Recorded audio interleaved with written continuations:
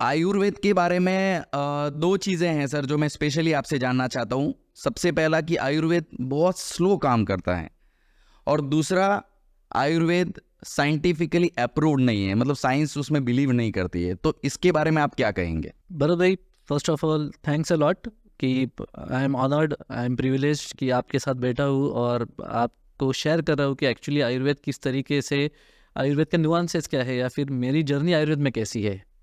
If I am not wrong, you are talking about the बच्चू, जैसे जिसे lungs के बारे में थोड़ा सा और गले के बारे में कुछ इशू था और उसको ऑपरेशन सजेस्ट किया, मैं राइट? Right sir. यस, तो यस, वो तकरीबन बच्चा एक 15-20 दिन की उम्र का था जब भी आपके घर वालों से वो एक्चुअली मेरे यहाँ पे आया था, और it was a very challenging case.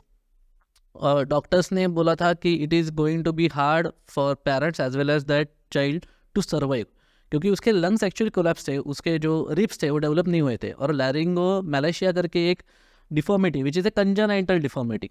So the for people who are actually listening, congenital deformity यानी जो चीज़ें जन्मतः प्रॉब्लमेटिक रहती है किसी भी बच्चे में, तो उसके लिए सर्जरी ही बोला गया था, और उस पर्टिकुलर केस में सर्जरी की पॉसिबिलिटी सक्सेसफुल होने की इट वाज लेस देन 15%। तो वो parents they had already lost the hope, और जब भी वो आए मैंने नाड़ी परीक्षण किया, एकदम छोटा बच्चू था 15-20 डेज का, लेकिन सैल्यूट टू द पेरेंट्स कि उन्होंने संयम रखा, बहुत अच्छे तरीके से हमने जो चिकित्सा चालू की वो बराबर से उन्होंने की। Now he is about 4 or 5 years old, he is absolutely living a normal life. Right. जो कुछ हम लोगों ने उसके लिए चिकित्सा की वो प्योरली आयुर्वेदिक थी। So coming to your second question, जो आपने बोला था कि बहुत स्लो काम करता है, सो ये तो आपके सामने का एक रिजल्ट है। ऐसे हमारे पास में 35,000 से ज़्यादा पेशेंट्स है, and we have treated such kind of patient जो आईसीयू में रहे, जो इमरजेंसी उन्हें दवा चाहिए, no medicine is working, resistant infection है, ऑपरेशन कहा गया है, एकदम डायर स्टेज ऑफ कैंसर है, डायबिटिक कॉम्प्लिकेशंस है, क्रॉनिक रीनल फेलियर, ऐसे बहुत पेशेंट्स है जो जिन्हें इमरजेंसी मेडिसिन की ज़रूरत लगती है। लेकिन देयर इज़ अ मिथ कि आयुर्वेद बहुत स्लो तरीके से काम करता है। अभी एक सिंपल आपको उदाहरण देता हूँ, ये आता कहाँ से है। अभी हमारे पास ना डायबिटीज़ के बहुत पेशेंट्स आ जाते हैं, अभी उनकी 5-6 साल से दवा ऑलरेडी चालू रहती है। जब डॉक्टर कहते हैं कि आपको डायबिटीज़ है या थायराइड या बीपी है, तो होता ऐसा है कि उन्हें कहा जाता है कि you need to take medicine for life long, और उनका एक्चुअली वो क्योर नहीं होता, they are just managing the reports. तो एलोपैथी की दवा से वो रिपोर्ट्स ही मैनेज करते हैं। अब यही लोग हमारे पास जब आते हैं, यूजुअली नाड़ी देख के हमने के बाद जो इंटरनली उनकी स्टेट है, it takes about 1.5 years to 2 years maximum, जिसे मैं उनको बता सकता हूँ कि आपके एलोपैथिक मेडिसिन मिनिमाइज हो सकते हैं और आपका डायबिटीज़ रिवर्सल हो सकता है। तो अभी there is a option with them to take allopathic medicine for life long, या 2 साल के लिए आयुर्वेदिक मेडिसिन लो और दवाइयों से छुटकारा पाओ। तो माइंडसेट ऐसा बनता है, अरे 2 साल कौन दवा लेगा आयुर्वेद का। Now this is the difference in the context, ये पर्सपेक्टिव अलग है लोगों का। सो आई डोंट थिंक कि आयुर्वेद बहुत स्लोली काम करता है, फास्टली काम करता है, it acts in appropriate way. तो क्या कारण है कि पिछले लास्ट काफ़ी साल से, मतलब 50-60 साल से अगर हम देखेंगे तो आयुर्वेद एकदम डाउन में चला गया है। मतलब आयुर्वेद को लेके एक लोगों की, अगर आप पिछले जनरेशन की सुनोगे ना, तो एक मेंटेलिटी है कि आयुर्वेद मतलब कुछ पूड़ी बांध के दे देंगे और वो 4 पूड़ी ले लेनी है। मैं जनरली आयुर्वेद के बारे में जब पहले सोचता था तो इस टाइप की मेंटेलिटी आती थी, बट जब मैं आपसे मिला तो मुझे लगा कि आयुर्वेद का डेप्थ क्या है, तो वो मुझे समझ में आया, and that is actually inspired me to take interview of yours. Like I don't blame people for that. I blame our own fraternity for the same. इसका कारण ऐसा है कि अगर आप आज के जनरेशन के हिसाब से जो आपका ऑडियंस है या फिर आपका जो टारगेट क्लाइंट है, उनकी नीड्स, उनकी ज़रूरतें क्या है, वो समझ कर आप आपका प्रोडक्ट नहीं बनाओगे या उसका पैकेजिंग उस तरीके से नहीं करोगे, तब तक वो सामने वाले को नहीं समझेगा कि आप जो दे रहे हो सोना है, मिट्टी है या कुछ फेक चीज़ें हैं। Right. So I don't blame them. Secondly, there is also some sort of education system which is actually impounded on us. जिस तरीके से 1-2 जनरेशन्स पहले जो पढ़ाया गया था, जो कुछ इंडियन है ना वो सब झूठ है। जो कुछ इंडियन है, जो इंडियन रूट्स का है ना, that is not something which is effective. क्योंकि जो बाहर की चीज़ें, जो गोरे लोगों की चीज़ है, वो तो हमेशा अच्छी रहती है, हमेशा बढ़िया रहती है. So there was always self doubt. We were use to live in a low self esteem mode. So that was one of the major reason. Secondly, जैसे मैंने आपको बोला कि हाँ, ये चीज़ कुछ तो भी मैं बिलीव करता हूँ, क्योंकि ये रियल में ऐसा परसेप्शन क्रिएट किया हुआ है. क्योंकि जब इंडिया में अगर किसी आदमी को इंग्लिश नहीं आती है तो उसको ऐसा गिना जाता है कि भाई हाँ, ये कम पढ़ा लिखा कम है. पढ़ा लिखा है. बट जबकि अदर कंट्रीज में ऐसा है कि मतलब आपका बेसिक लैंग्वेज तो आपको सबसे पहले आना चाहिए, Exactly. दूसरा आए नहीं आए. So this is about low self esteem या लो सेल्फ वर्थ जिसे कहते हैं. सो मुझे नहीं लगता कि पीपल यानी जो पब्लिक है, अपनी आम जनता है, they are all to be blamed. Yes, there is definitely part on them. लेकिन आयुर्वेद को राज आश्रय नहीं था. हम्म. अगर आज भी, this is now something which is may be not related to the question, but मैं एक एग्जांपल देता हूँ. आज भी जो बच्चे लोग 12 साल आयुर्वेद की पढ़ाई करते हैं, they are as equivalent as doctors, लेकिन they are treated as secondary doctors even in the hospitals, even from a perspective of any kind of government also. तो ये बच्चे लोग करते हैं, ये आपके पेशेंट्स को ही ट्रीट कर रहे हैं. जो गांव में जिसे कहते हैं कि बहुत अंदर के जो विलेजेस है, वहाँ पे जाके जो बच्चे लोग काम करते हैं वो तो मेजरली आयुर्वेदिक ही रहते हैं. क्योंकि Right. एमबीबीएस वाले जो बच्चे रहते हैं, इतनी फीस दे के दे डू नॉट प्रेफर कि हम लोग उधर जाके काम करें. आई am not talking in a single aspect और सिंगुलर टर्म से नहीं, बस जनरलाइज रेशो की Right. बात कर रहा हूँ. तो they are not paid at par with their allopathic doctors और पियर्स. Right, true. तो यहाँ पे अगर भेदभाव है तो डेफिनेटली जो बच्चे पढ़ रहे हैं आयुर्वेद, उनके मन में भी ये भेदभाव तो आने वाला है. तो फिर इसको जो आयुर्वेद को जो इम्पोर्टेंस मिलना चाहिए या जो बढ़ावा मिलना चाहिए, उसके लिए क्या चीज़ें होनी चाहिए जो नहीं हो रही है? सर वो तो अपने आप हो रहा है. अभी बाहर से गोरे लोगों से आ रहा है ना, तो गोरे अभी बोलने लगे आयुर्वेद अच्छा है, आयुर्वेद अच्छा है, तो अभी अपने लोग भी सीख जाएंगे.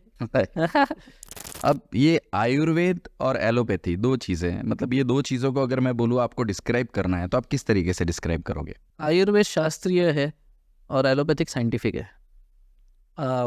अगर मैं आपको कहूँ कि आप जर्मन लैंग्वेज में आप मराठी को एक्सप्लेन कीजिए, you won't be able to explain that. Yes. क्योंकि जर्मन लैंग्वेज का जो फ्रेमवर्क है that is quite different from Marathi language. तो ये दोनों का फ्रेमवर्क ही अलग है. तो एक पर्सपेक्टिव से, एक फ्रेमवर्क से you won't be able to explain another science. अगर आपको एलोपैथी सीखना है तो एलोपैथी का ही फ्रेमवर्क इस्तेमाल करना चाहिए. अगर आपको अच्छे तरीके से आयुर्वेद समझना है और इम्प्लीमेंट करना है और उसका इम्पैक्ट आपके खुद के या दूसरों के लाइफ के ऊपर करना है, तो आपको आयुर्वेदिक पर्सपेक्टिव से, आयुर्वेदिक फ्रेमवर्क से ही सीखना चाहिए. बहुत बार ऐसा होता है कि एक यूजुअल कंट्रोवर्सी रहती है, या फिर ऐसे ही बोलते रहते हैं आयुर्वेद वाले कुछ नहीं है, और आयुर्वेद वाले हमारे लोग बोलते हैं अरे एलोपैथी में कुछ नहीं है, वो तो सिर्फ सिम्टोमेटिक रिलीफ देते हैं. एलोपैथी वाले बोलते हैं वो तो फेक साइंस है, वो 5,000 पुरानी चीज़ थोड़ी ना अभी काम करेगी. ऐसे ऐसे यूजुअली कन्वर्सेशंस या डिबेट चालू रहते हैं. लेकिन what I have observed is ये डिबेट्स दे आर लाइक, जो छोटे बच्चे रहते हैं, पता है आपको कि वो एक बच्चा बोलता है कि अरे मेरे पिताजी इतने बढ़िया है, इतने भारी है, उनके पास मर्सिडीज है. तो दूसरा बच्चा रहता है थर्ड स्टैंडर्ड में, अरे तो कुछ भी नहीं है, मेरे पापा के पास तो लैम्बोर्गिनी है. ये सब ऐसा बचपन में है. तो बचपन होता में था ठीक है सब चीज़ करना. तो you are now grown up, you are somebody who has a responsibility. तो आपकी एक रिस्पॉन्सिबिलिटी है कि अब आप साइंटिफिक तरीके से, रैशनल तरीके से कन्वर्स करो. This is not which was happening few years back. अभी कुछ ऐसी चीज़ें चालू है जहाँ पे इंटीग्रेटेड लेवल पे एटलीस्ट लोग एक across the table they are ready to converse, they are ready to share their ideas कि किस तरीके से काम कर रही है साइंस, किस तरीके से शास्त्र काम करता है. राइट. आयुर्वेद और allopathy they are different sciences, but the intention is very good. हर एक शास्त्र को या साइंस को ह्यूमन बीइंग या किसी को तरीके के लिए, उन्नति के लिए तैयार किया गया है ना. आप जब अभी बात कर रहे थे तो नाड़ी परीक्षण की बात कर रहे थे, मतलब मैंने ये भी रिसर्च किया है कि नाड़ी देखने के बाद, मतलब नाड़ी से भी आप काफ़ी सारी बीमारी के बारे में जो बॉडी में जान लेते हो, तो ये कैसे पॉसिबल है? दशविध परीक्षण कहा गया है आयुर्वेद में. दशविध परीक्षण यानी 10 तरीके के डायग्नोसिस के तरीके हैं आयुर्वेद में, हमारे संविधान में लिखा गया है. उसमें से एक तरीका है नाड़ी परीक्षण. तो नाड़ी परीक्षण में होता है ऐसा है कि नब्स जिसे कहते हैं, पल्स जिसे कहते हैं, उस पर ये 3 उंगलियां है. सो आई एम लिफ्टिंग, तो ये 3 उंगलियां है. ये 3 उंगलियां एक्चुअली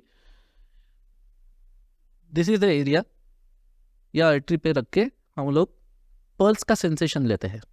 ओके. एंड प्रैक्टिस से, ट्रेनिंग से you start perceiving the things. वो स्पर्श के ऊपर किस क्वालिटी का स्पर्श है, कौन से एरिया में हो रहा है, जहाँ से आपको डायग्नोसिस होने लगता है कि ये बंदे के अंदर इशू क्या है, इसके रूट कॉजेस क्या है, इसके तकलीफ क्या है. शास्त्रों में ऐसा विधान है कि, मैं थोड़ा सा ट्रांसलेट करके बोलता हूँ कि शास्त्रों में ऐसा विधान है कि you will be able to be तद्रुप with the patient. That means कि you will be able to be in resonance with the energy of patient. Resonance यानी you will be able to match with the frequency of the patient. इसका अर्थ ऐसा है कि अगर आप नाड़ी अच्छे तरीके से देखने लगोगे, या इफ़ यू आर ट्रेंड, वो एक विद्या है, तो वो अगर गुरु शिष्य परंपरा से आपको मिलती है, तो पेशेंट का डेटा, जो कुछ वो फील कर रहा है, जो कुछ उसके इंटरनल फिजियोलॉजी में चेंजेस हो रहे हैं, पैथोलॉजी हो रही है, जो कुछ की व्याधि की संप्राप्ति हो रही है, वो अपने आप आपको रेजोनेट होने लगती है. And you will be able to gauge, you will be able to diagnose the root cause of the problem. और पेशेंट ऐसे हो जाते हैं कि अरे ये कैसे पता चला आपको, जो आप ज्योतिष है क्या, अब ये है क्या, वो है क्या. So this is not something which is miracle, this is not something which is created by me. वो तो शास्त्रों में प्रमाण है, उस तरीके से सिर्फ आप करो तो कोई भी एक 2-3 साल के प्रैक्टिस से अच्छा नाड़ी परीक्षण कर सकेगा. This is what my belief is. Right, because हम लोगों को भी ऐसे ही लगता था, नाड़ी परीक्षण करके बीमारी बता देता है आदमी. It is like a magic. हाँ, it seems to be magic but it is not magic. लेकिन येस, डेफिनेटली कुछ प्रैक्टिसेस है, कुछ स्पिरिचुअल प्रैक्टिसेस है, जिसकी वजह से आपका परसेप्शन बहुत एनहांस होने लगता है. And you are able to diagnose the root cause of the patient, the symptoms of the patient, what his body actually is in need of. ये बहुत अच्छे तरीके से, एकदम प्रिसाइजली आप बता सकते हो नाड़ी परीक्षण से. तो आयुर्वेद में जैसे अगर मैं बात करूँ कि बड़ी बीमारी जो होती है, लाइक कैंसर है या इस टाइप की बड़ी कोई हेल्थ इश्यूज है, तो उन सब के इलाज भी आयुर्वेद में है. हाँ, we have treated more than 1000-2000 patients, 1500-2000 patients of cancer. ओह. हाँ, और बहुत अच्छे तरीके से रिजल्ट्स मिलते हैं. और रिसर्च अभी बहुत ही बढ़िया तरीके से पिछले 3 सालों से हो रहा है. We are now working in integrated way of treating patients. So we do have about 6 to 7 allopathic hospitals, about 350 beds. So Bodywizard Medicare is a company, and I also have a whole team which is dedicated for Ayurveda for cancer. जो कुछ patients आते हैं, ultimately वो patients अभी भी stream, ऐसे patients के तरीके वो 4 कैटेगरी में है. कि बहुत से पेशेंट ऐसे होते हैं कि जो कहते हैं कि अभी कैंसर तो डिटेक्ट हो गया है, एलोपैथी के डॉक्टर कुछ ना कुछ दे रहे हैं, तो अभी कीमो के, रेडिएशन के बहुत साइड इफेक्ट्स है, वो कम करने के लिए how we can help them. उस तरीके के पेशेंट आते हैं. दूसरे तरीके के पेशेंट आते हैं जो बोलते हैं कि हमें कुछ नहीं करना है एलोपैथी का, आप जो कुछ है आप संभालिए. इस तरीके के पेशेंट आने लगे हैं. कुछ पेशेंट ऐसे होते हैं कि जो बेचारा टर्मिनल स्टेज, उन्हें पैलेटिव केयर है. ऐसे पेशेंट्स की लॉन्जिविटी, क्वालिटी ऑफ लाइफ बढ़कर 2-2, 3-3 साल तक वो, we are able to provide them with good quality of life. ऐसे पेशेंट्स बहुत से जहाँ पे कैंसर का रिवर्सल हो गया है, उसका रिलैप्स नहीं हो रहा है, we are maintaining them since 8 to 10 year, जिसका प्रोग्नोसिस यानी उसकी लाइफ की वैलिडिटी शायद 2 या 3 साल की थी. So these are major 4 or 5 categories जहाँ पे अपने पेशेंट्स आते हैं, and we are treating them at par. बहुत अच्छे तरीके रिजल्ट आ रहे हैं. बहुत से ऐसे केसेस हैं जहाँ पे एक्चुअली केमो की और रेडिएशन की ज़रूरत क्वान्टिटेटिवली कम पड़ने लगी है. उसके साइड इफेक्ट्स तो इमीडिएटली कम हो जाते हैं. यानी जो पेशेंट्स आते हैं, they are able to actually see कि बाबा बड़े बड़े हॉस्पिटल्स में जब भी जाते हैं तो साथ में वो केमो का पूरा रेशन जैसा लाइन रहता है बेचारे लोगों के लिए. तो दे आर एबल टू सी कि बाकी के लोग उनके साथ में जिनकी केमो या रेडिएशन चालू हुई, उनकी हाल क्या है और वो खुद कौन से स्टेज पे है. तो वहाँ से ही अभी क्या होने लगा है कि वो patients usually share, they have started sharing on social media, they have started sharing with the patients they meet in the hospital. तो वहाँ से रेफरेंसेज आने लगे, we are able to help them. लेकिन अल्टीमेटली प्योर आयुर्वेदिक प्रैक्टिस से we are able to help cancer patients in a huge way.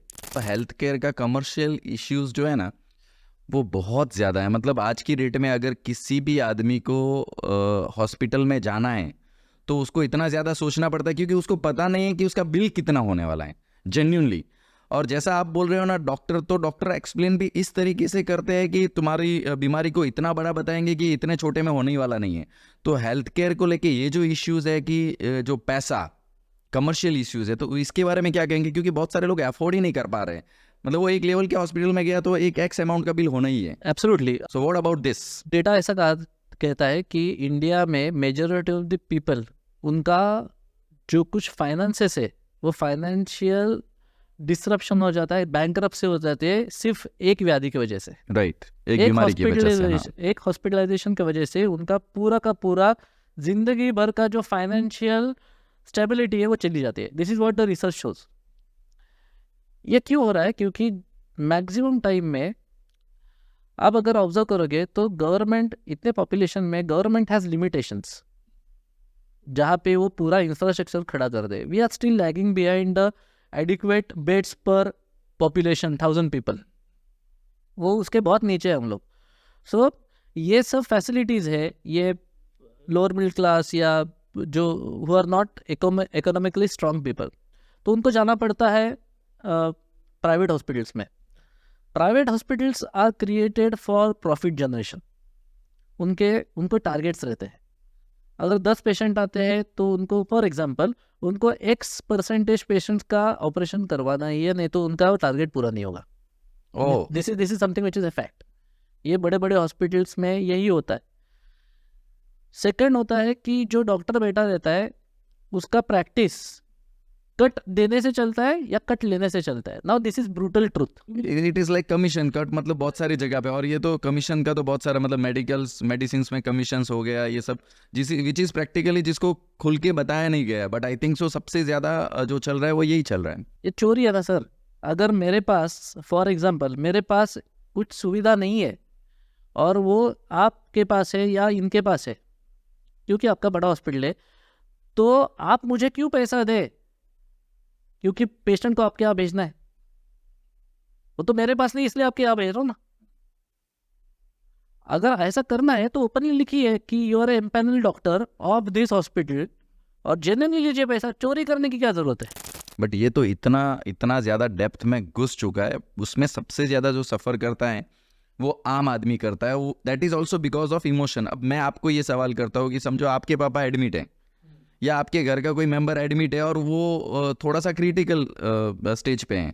अब आप बड़े हॉस्पिटल में जाते हो, बड़े हॉस्पिटल वाले बोलते हैं कि हम लोग ट्राई करेंगे लेकिन इसके लिए 20 लाख रुपए का खर्चा है. बराबर. अब आपके पास दो चीज़ें हो सकती है, या तो 20 लाख आप अरेंज कर सकते हो या आपके पास है तो इमोशनली आप वो 20 लाख रुपए खर्चा करेंगे. तो मेरा सवाल ये है कि ऐसी टाइम पे किसी इंसान को क्या डिसीजंस लेना चाहिए?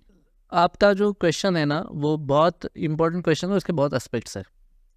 देर are certain commercial aspects, there are certain aspects which are related to common sense, there are certain aspects which are related to practicalities. See, India is a huge country. India में बहुत India है. आप में अब रह रहे हम लोग अर्बन सेंटर्स में. बिलीव मी, ट्रस्ट मी, आप 50 किलोमीटर दूर जाएंगे ना, 60 किलोमीटर दूर जाएंगे, आपकी रियलिटी और उधर की रियलिटी बहुत अलग है इन टर्म्स ऑफ हेल्थ केयर. अब उससे दूर 50-60 किलोमीटर जाओगे ना, in the interiors of the country, village, तो वहाँ पे और ही अलग है. तो ये प्रैक्टिकल डिफिकल्टीज है. उसके लिए right now there is no answer in terms of a singular doctor like me. Institutional level पे बहुत लोग काम कर रहे हैं, गवर्नमेंट लेवल पे बहुत सी चीज़ें हो रही है, इंश्योरेंस आ रहे हैं लोगों को. प्रधानमंत्री योजना है एक इंश्योरेंस की, जहाँ पे फैसिलिटीज़ मिलते हैं वो पैसे बचाने के लिए. लेकिन वो 200 किलोमीटर दूर वाला लंबा बंदा रहने वाला है, वो मुंबई आके अगर काम करे तो 200 किलोमीटर्स का जर्नी है. That is not a simple journey for him. These are the certain practical facts जहाँ पे right now there are very challenging situations and solutions नहीं है. Common sense, second aspect is about common sense. Common sense पे आपकी दादी, आपके दादा, उनके परदादा, वो कॉमन सेंस इस्तेमाल ज़्यादा करते थे. उनकी 80% चीज़ें किचन में ही रिजॉल्व होती थी, क्योंकि जो भारतीय रिवाज, ट्रेडिशंस, रिचुअल्स है ना, they are all surrounded with specific reasons. और इसमें से मैक्सिमम रीजन से they are align to the natural cycles and your health. जैसे अभी गुड़ी पाड़वा आ रहा है, सो गुड़ी पाड़वा में नीम के पत्ते तो उसका रस लेना है, क्योंकि Gudi Padwa is like on transition phase of winter to summer. तो वहाँ पे अगर आप नीम कंज्यूम करते हो तो समर में होने वाले आगे जो पॉसिबल डिसीजेस है वो अपने आप क्लियर हो जाते हैं. अपने यहाँ पे जैसे वो पितरों का महीना हिंदी में क्या कहते हैं उसे? पितृपक्ष। पितृपक्ष। जैसे पितृपक्ष है वैसे साउथ में ना कर्कटक कहा जाता है, कर्कटक। तो कर्कटक में, साउथ में, केरला में there is a ritual to go through a process of consumption of panchagavya ghee. There is a ghee, there is a process of detoxification. तो हर साल में केरल में हर एक घर में आज भी केरल में they go through a process of detoxification हर साल में एक बार। Now this is actually Ayurvedic panchakarma, a part of Ayurvedic panchakarma. ये सेकंड एग्जांपल हो गया। थर्ड एग्जांपल, अभी फॉर एग्जांपल रेनी सीजन है, यानी बारिश आ रही है, तो बारिश के समय क्या खाना चाहिए, क्या नहीं खाना चाहिए, गर्मी में क्या खाना चाहिए, क्या नहीं खाना चाहिए, this is all related with the festivals, ऋतुचर्या, दिनचर्या। तो ये चीज़ें हम लोग के 2-3 जनरेशन्स पहले अपने आप परंपरा में एम्बेड की गई थी। अभी ये चीज़ें नहीं कर रहे या फिर हम लोग ओवरलुक कर रहे हैं। कि आप नेक्स्ट जनरेशन या लोगों को आप इसके बारे में अवेयर करते हो। अब प्रॉब्लम्स, सबसे बड़ा जो प्रॉब्लम्स है वो ये आता है कि मेरी फैमिली का कोई मेंबर है, समझो वो हॉस्पिटल में एडमिट है और उसको इस तरीके की बीमारी है कि जो शायद डॉक्टर एंड वो भी ऑल्सो क्लियर है कि भाई इसका कुछ होने वाला नहीं, इलाज नहीं होने वाला है।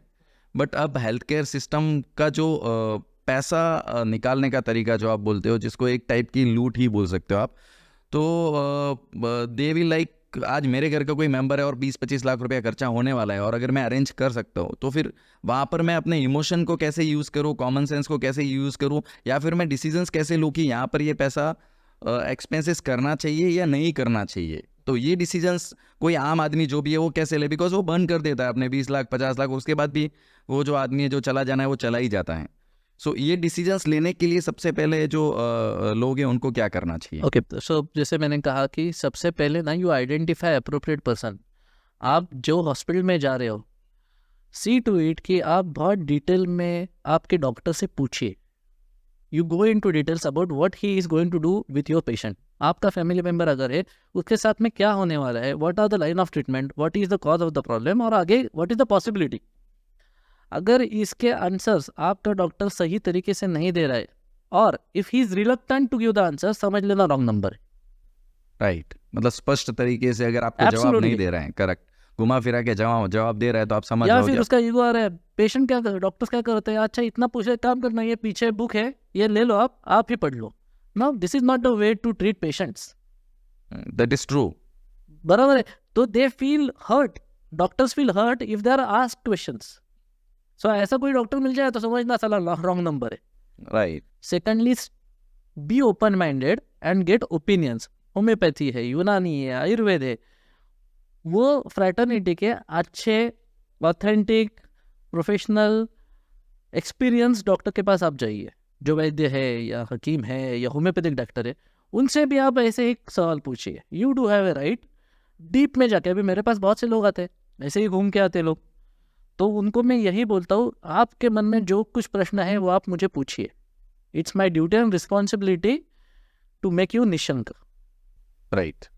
अगर if I am able to understand and explain it to you, this is the possibility, this is the line of treatment, तो आपके मन में एक डेटा बन जाता है। लेकिन इसके, जैसे मैंने आपको बोला, इसके पहले at least you need to open minded ना। राइट राइट, बट ऑब्वियसली सुनने के लिए, माइंड एक्सेप्ट करने के लिए तैयार होना चाहिए। तो ये है ही नहीं, आयुर्वेद है ही नहीं, होम्योपैथी है ही नहीं, तो you won't be able to at least look at the opportunity. तो अपॉर्चुनिटी कॉस्ट चाहिए। सो रॉन्ग नंबर के लिए ढूंढिए।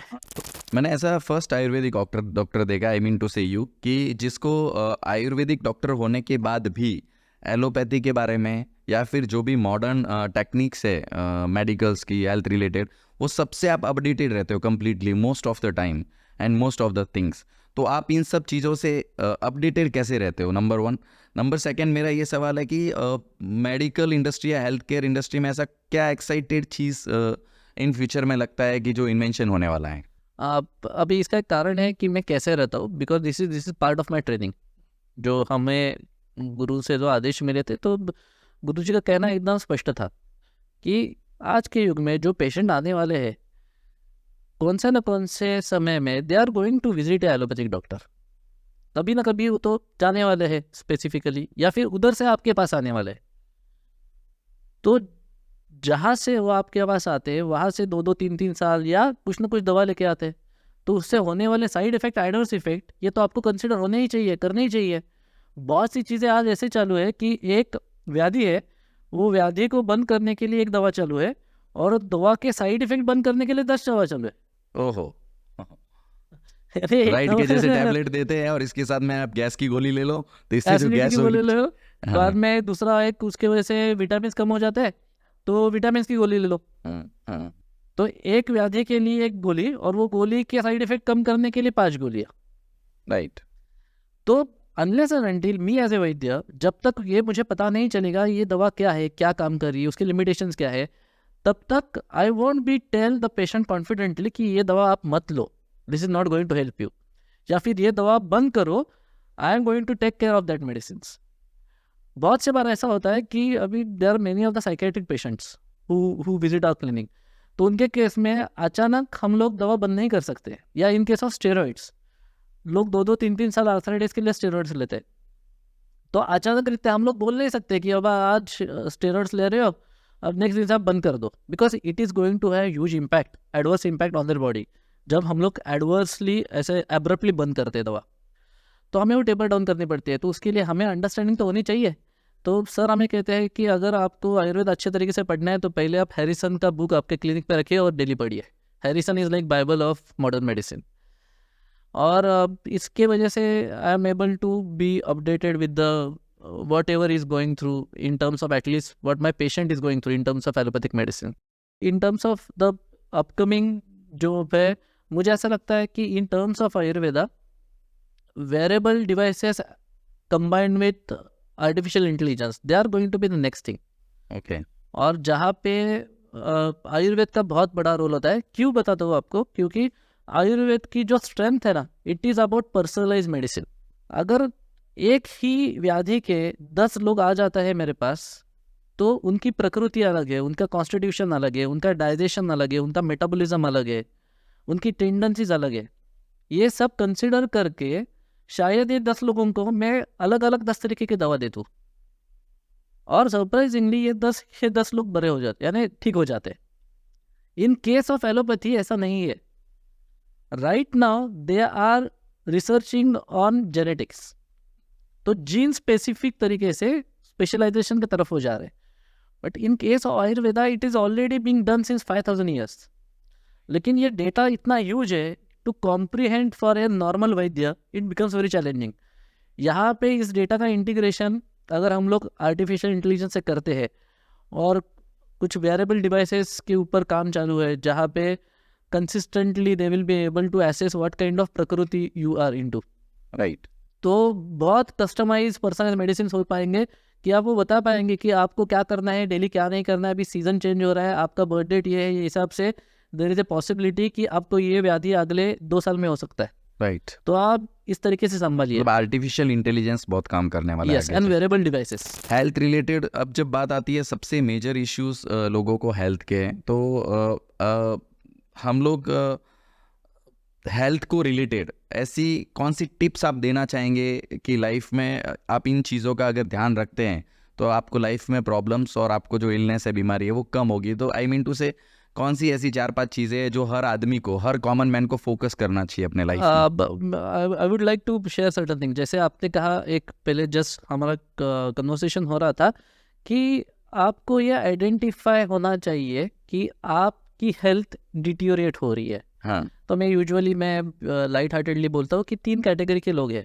एक रहते हैं स्वस्थ लोग, who are optimize to their health. दूसरा रहते हैं त्रस्त लोग। त्रस्त यानी who are not actually optimized but they are not disease, but they are running very closely towards a disease. Right. और तीसरी कैटेगरी रहते हैं व्याधिग्रस्त लोग, who are diseased. तो बहुत बार क्या होता है कि जब भी व्याधि होने लगती है, when it starts showing symptoms, तो सबको पता चल जाता है। लेकिन आयुर्वेद का रोल किसमें है? टू आइडेंटिफाई कि आप स्वस्थ नहीं रहे, यू आर मूविंग टुवर्ड्स व्याधि। So there are small signals which starts appearing inside your body. तो अगर वो अर्ली स्टेजेस में आप आइडेंटिफाई करते हो, तो most probably minor changes lifestyle में करके without any kind of medication आप अपने आप ठीक हो सकते हो। तो ऐसे कुछ चीज़ें बता देता हूँ, सो दैट हमारे जो ऑडियंस है उनके लिए भी ये बेटर है, rather than going to doctors directly. आप माइनर चेंजेस करो and you will be okay. So first of all the first parameter will be the quality of sleep.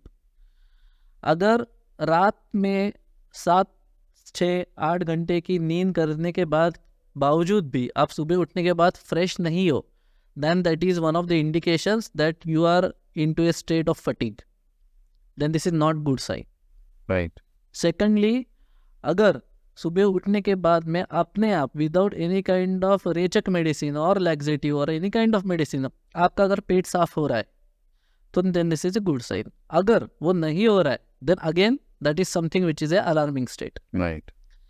Number 3, कौन सा भी खाना खाने के बाद में if there are any signs of indigestion, like acidity हो रही है, बर्पिंग हो रही है, ब्लोटिंग हो रही है, गैसेस हो रहे हैं, एक सेंस ऑफ पेट में डिस्कम्फर्ट हो रहा है, then this is again one more signal कि कुछ ना कुछ गड़बड़ हो रहा है.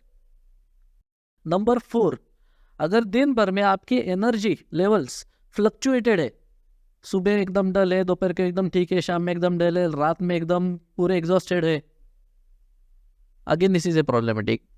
आपके एनर्जी लेवल्स कांस्टेंट है दिन में, at the end of the day आप का दिन खत्म हो रहा है कि yes now you have decided that you need to take rest, तो आप ठीक हो. अगर फ्लक्चुएटिंग है तो गड़बड़ है. एंड लास्टली, अगर यही फ्लक्चुएशंस आपके इमोशंस में आ रहे, ओके. एकदम खुश हो, एकदम आप डिप्राइव्ड हो of any kind of happiness, अगर आप बहुत एग्रीवेटेड हो, एक शांत हो जाते हो, then this is the 5th sign. ये 5 में से अगर कौन से भी 2 या उससे ज़्यादा साइंस आप एक्सपीरियंस कर रहे हो, देन इसका मतलब ऐसा है कि you are not close to your optimum best. Right. अगर एक कौन सा तो है तो ठीक देन है. This is okay, this is manageable by minor corrections. लेकिन 2 से ज़्यादा है then immediately you need to start following Ayurvedic lifestyle.